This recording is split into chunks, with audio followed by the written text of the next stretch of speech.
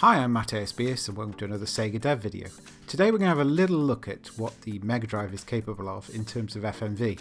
So most of the time you consider the Sega CD FMV video to be the be all and end of what the Sega Genesis was capable of. Well, that is absolute rubbish. So back in September, when I was still working on the FMV code for my codec for the Sonic Mania video, I got talking to Mike, who is the author of the Blastem emulator, and he showed me his video playback code that he'd hoped to get running on the Sega CD. So this is it. Just look at this.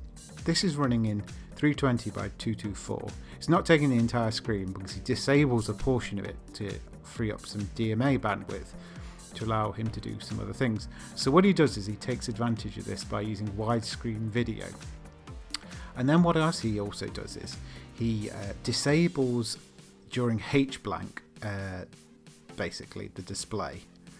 And what this means is that it's a trade-off, so he loses the ability to render sprites, not that you would on something like this. And this frees up additional bandwidth during this period to allow you to change palette entries, so basically color palette entries, on a line-by-line basis. So you can change a line of colours in a line of pixels. So I find this absolutely amazing.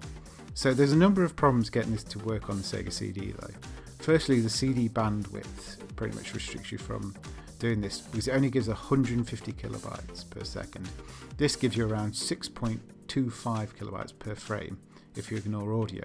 Now the problem with this is that at present a frame is 24 kilobytes. So to achieve the sort of transfer rate you'd require sort of 3.84 times compression ratio. Now you can't do that on a 16-bit 68,000 processor very easily.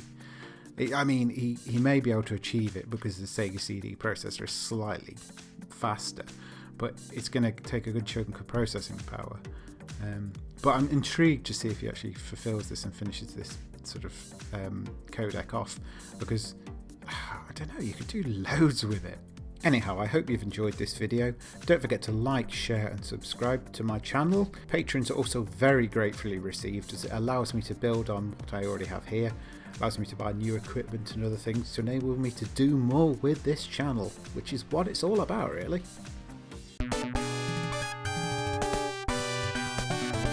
9, 8, 7,